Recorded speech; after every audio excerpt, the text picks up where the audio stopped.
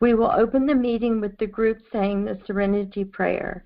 This prayer is found in the yellow pamphlet and on page 2 of the conference flyer. Let's pause for a moment of silence for those who are facing challenges in and out of the program. Then we'll unmute and say it together.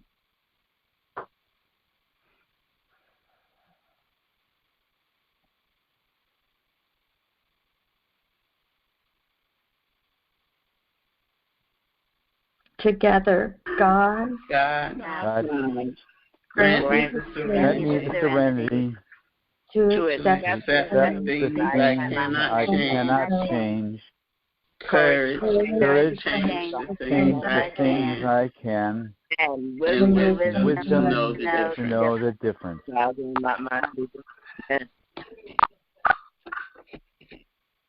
Welcome to the second annual telephone conference of Emotions Anonymous. This theme is going to be, our theme today has been Experience, Strength, and Hope. My name is Emily, and I'm powerless over my emotions. Please mute yourself by pressing *6 or using the button on your phone so we may have a quiet meeting. We have discovered that our EA fellowship is warm and friendly. We come here to live a new way of life through the 12 steps. As we learn to place our problems in their true perspective, we find they lose their power to dominate our thoughts and lives. The meeting is open for anyone who would like to share your first name and where you are calling from. Press *6 to unmute and again to mute after you're done. Would anybody like to share your first name and say where you're from? This is Avis from North Carolina. Welcome to everyone. Hi, Ava. Hi there, Emily. Thank you for your service. Hi, this is Frank from Illinois. Hi, Frank. Welcome. Thank you. Jennifer from North Carolina. Hi, Jennifer. Colin from the UK. Hey, Colin. This is Nancy from Columbus, Ohio. Hi, Nancy. Welcome. Hi. Thank you. Greta from Michigan. Hi, Greta. Welcome.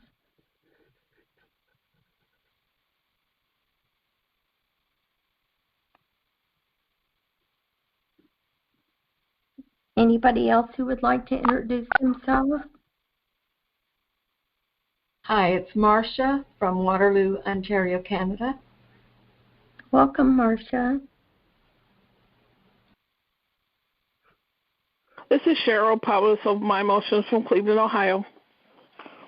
Hi, Cheryl. Welcome. Thank you for your service, Emily. Jackie in Phoenix. Hi, Jackie. Welcome. Jeanette from Louisiana. Hi, Jeanette. Welcome. Thank you. I'm originally from Louisiana. Oh, really? Yeah.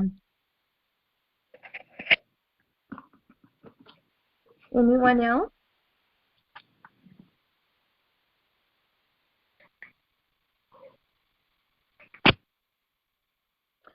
Okay.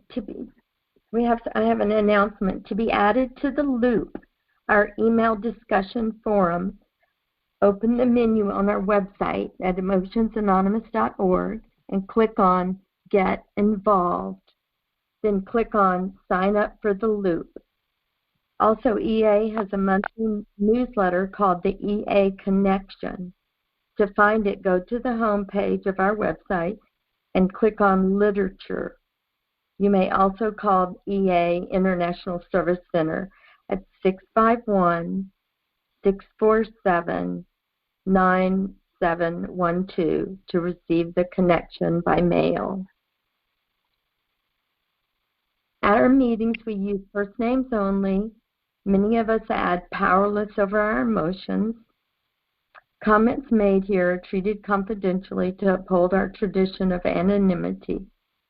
Anonymity assures that only we have the right to make our membership in EA known to others. Criticism and arguments are avoided to ensure easy and open-minded discussions. Experience has shown that it is more productive to discuss solutions rather than problems. Please refrain from crosstalk, which is unasked for advice or comments from another person, and also feedback, as these can divert us from the step or topic for the meeting. We will now read the promises from the yellow pamphlet. Who would like to help with that reading? This is Frank. I can help. Okay. I'll get them out right now.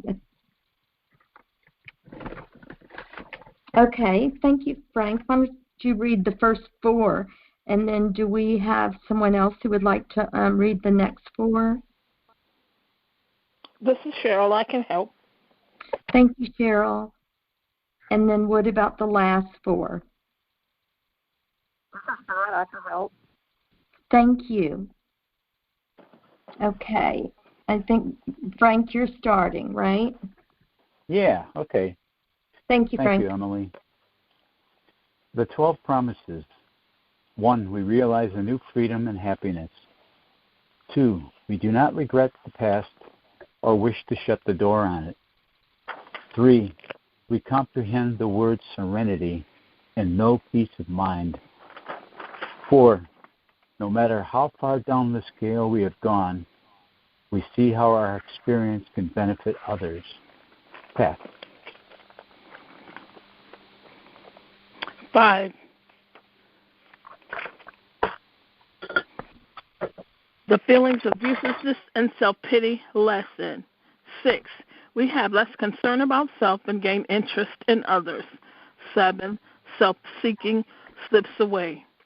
8, our whole attitude and outlook upon life changes. Pass. 9, our relationships with other people improve. 10, we intuitively know how to handle situations which used to baffle us. 11, we acquire a feeling of security within ourselves. 12, we realize that God is doing for us what we could not do ourselves. Pass. Thank you. I'm going to just read that last thing. These may seem like extravagant promises, but they are not. They are being fulfilled among us, sometimes quickly, sometimes slowly. EA has a 17 pamphlet Living with Emotions set on the website, and it's designed to help us cope with various emotions. During this session, Avis will share on loneliness, which is one of the topics from the set. You can go online and you can look at all the different emotions. Avis, you can share for 20 or 25 minutes, and then I will let you know when you have 5 minutes left. Is that okay with you? That sounds good. I will probably share for about maybe 15 or 20 minutes. So if you give me a 5-minute warning, that would work. Thank you so much. You're welcome. Thank you for your service. Can you hear me? Yes, I can hear you good. Okay, great. Fantastic. Good afternoon to everyone. My name is Avis from North Carolina, and I am definitely powerless over my emotions. The topic of loneliness is an interesting topic for me because as I look at my life, I have really been a very lonely, isolated person for much of my life. To describe where I live, I grew up in the country. Our road was recently paved about maybe 5 or 6 years ago. So I lived near a dirt road, and it takes about 15 to 20 minutes to get to a town to buy food. So where I lived is very isolated. So in growing up, even though I lived kind of close to my cousins and different other children, our family was kind of looked up upon in growing up as, the black family of choice, if you will. We were looked at, as being very religious, very forthright, very honest people. And because of that, some of the adults were very jealous of our family. And that jealousy trickled down to their children. So my mother, being the overprotective person that she was, didn't allow me to play with those children that much because they were so mean to me. They would make me cry. I would come in the house screaming because somebody had said something to me. So a lot of my time was spent alone. And my mom and dad bought me different toys and different activities so I could, what is the word I want to use?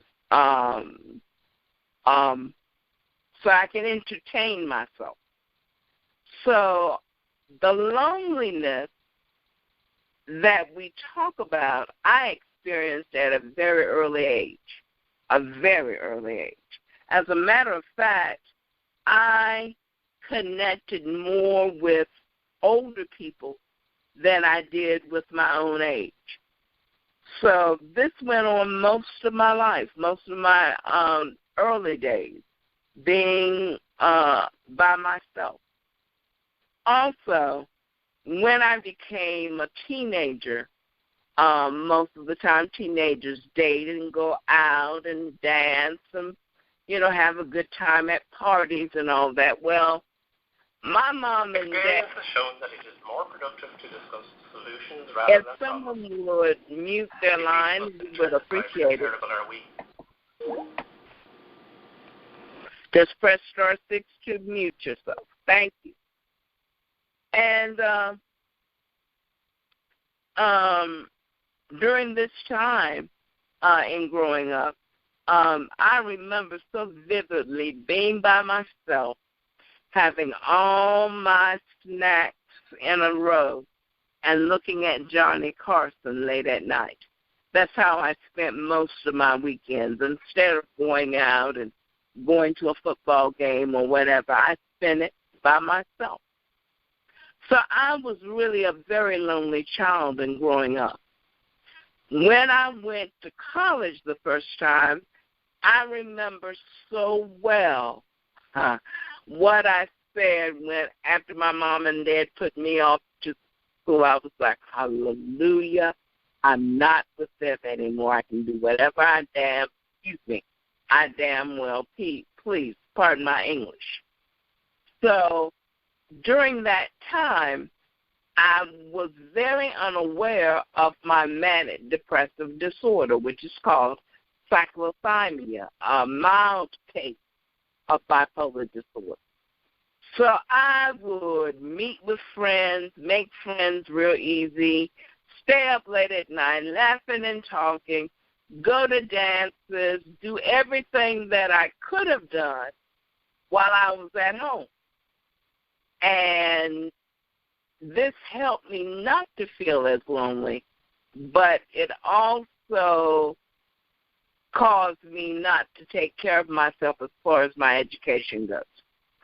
So I basically stayed at that college for 3 years and did not get a degree, and ended up having to come back home, still isolated, still lonely, still depressed. And that's one thing, too, that I want to add is that during this time in growing up, I was very depressed. I would go from being very depressed and teary-eyed, a crybaby they used to call me, to very manic and very excitable and, doing things fast and doing a whole lot of things at one time. That's how my mental illness manifested itself.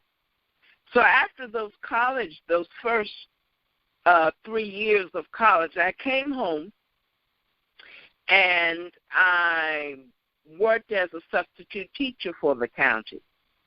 And I was still very much alone. I'm still very much finding friends with older people. Now, when I went to college the first time, I did have the experience of being with people my own age. And that was my first time really having that experience. So I still kept in contact with some of those folks. As a matter of fact, some of those people I still stay in contact with to this day. But basically, I was still a loner, still very lonely, still very manic because, and I have to watch out for this now, whenever I felt lonely, I would call my friends.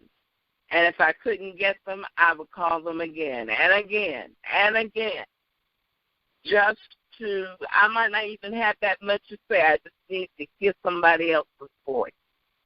And this caused me to lose friends sometimes because of not respecting their boundaries. So, being lonely sometimes has caused me to act out with behaviors that are not so good. After this, I went to college in Virginia and got my degree in music therapy. And I really enjoyed going back to school, made a lot of good friends during that time, but still found myself depressed sometimes and feeling very alone. And after I got my degree, I came home, worked as a substitute teacher again. No, I'm sorry. That's not right. I went to Philadelphia and did music therapy for a minute. And that's where I found out about a 12-step program because I was a member of Overeaters Anonymous. I found that out from a therapist that I was seeing. And that was helpful. But even though I lost the weight that I needed to lose, I was still a very lonely person. Very, very lonely, very, very isolative, talking incessantly over the phone, still carrying on those self-defeating behaviors. After I did what I needed to do in Philadelphia, I moved to Atlanta, Georgia. And I still was in program, but I also added the program of Codependence Anonymous along with my overeating. That was helpful to an extent because it helped me to learn how to have more healthy boundaries with myself as well as with other people. But I still exhibited some of the incessant calling and staying up late at night and not taking care of my needs first, those kinds of things. After I had stayed in Atlanta for about 5 or 6 years, I wasn't very good with the handling of my finances. And if I had $1 for every money order that my mother sent me, I would be rich because my parents always bailed me out whenever I did not, I wasn't able to fulfill my responsibilities. So it got to the point where I needed to do something because I either was going to be homeless because of squandering my money, or I could go back home and regroup and do what I need to do for myself. So I decided to come back home to North Carolina, back into my my shell.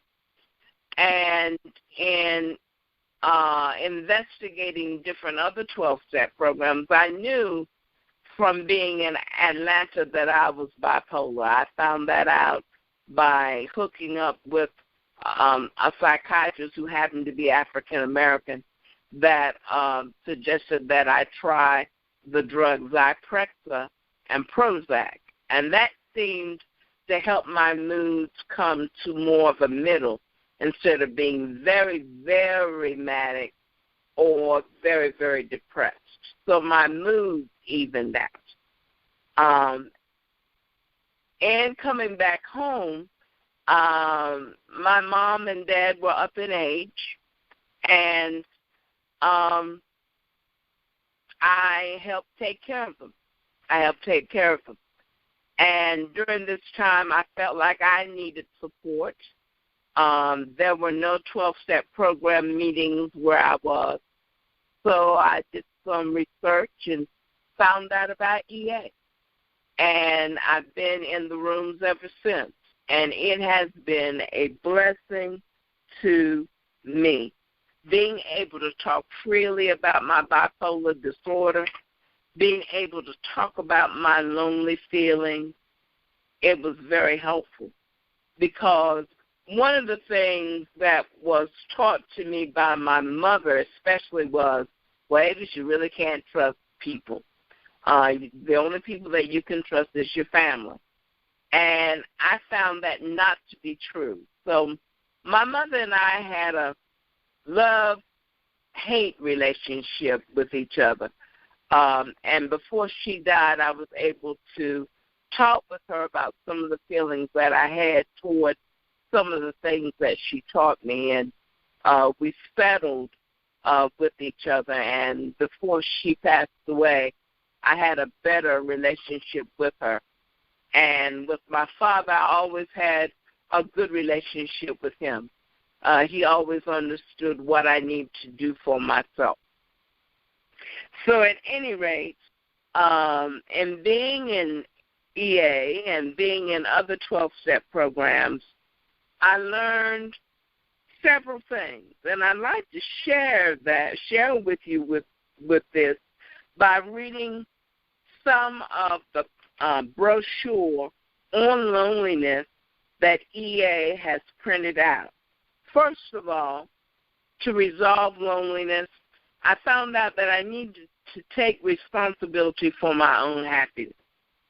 I could not continue to blame mom and dad for my lot, for my situation. I needed to, as we say sometimes, put on my big girl panties and take responsibility for my life and for how I'm feeling. The second thing the pamphlet talks about is understanding your thoughts. Journaling was something that I used to do early on in my 12-step recovery. And journaling was very helpful to me because it helped chronicle how I was feeling and the reason why I was feeling that way. So it helped me to understand my thoughts better. The third point they talk about is self-acceptance heals shame. And that is something that I'm still working on. Because when I look at my life and I look at some of the ways that I use my time, sometimes I feel embarrassed. Sometimes I feel a lot of shame because I felt like I wasted time. But when I really take a good look at the whole picture, God was with me during everything that I went through. So I can learn how to accept my past and do better in my future. The fourth point they make in the pamphlet is, I need people. And that's something that I learned real early, that I need people in my life. I need to be around people my age. I need to be able to converse with them and to share what I was going through in a healthy, positive way. The fifth point is turning to a higher power. And one of the things that I learned and that I continue to learn is when loneliness comes up for me, I pray. And I ask God to be with me in my loneliness. And when I do that, it never fails. Somebody calls me on the phone. Or God gives me a name of a person that I need to make an outreach call to. Or I sit with my uncomfortable feelings because they're just feelings. They don't stay with you forever. And I learn how to sit through it and wait until they dissipate. The sixth point is honesty and self-disclosure. One of the things that I learned the hard way about was sharing my personal business with people that didn't mean me any good. I had to learn the hard way that my personal business, especially when it comes down to talking about my bipolar disorder, needs to be told by people that are trustworthy and that will not discuss it other than between you and the other person. I had to learn that. And my seventh point is practicing acts of service. It is so important to my recovery that I get out of myself and I be a sponsor to someone else, and that I can share things with and share my experience, strength, and hope with. That's basically it. Now, my life now is, it's not as lonely. I do have lonely childhood. My mom and dad passed away 2 years ago, and I miss them. And I do have my lonely moments, but I learn now to use the power of prayer and meditation to get through those times, and I learn how to use the telephone wisely and to call people and to accept phone calls from people so that the loneliness dissipates. My moods now are more evened out. And as I said before, I pray when I get lonely. And I try to be respectful of people's space as far as calling them on the phone. So that is what I have to share about loneliness. And I'd like for a subject to be, what do you do when you feel lonely? And with that, I pass. Thank you, Avis, so much for sharing with us.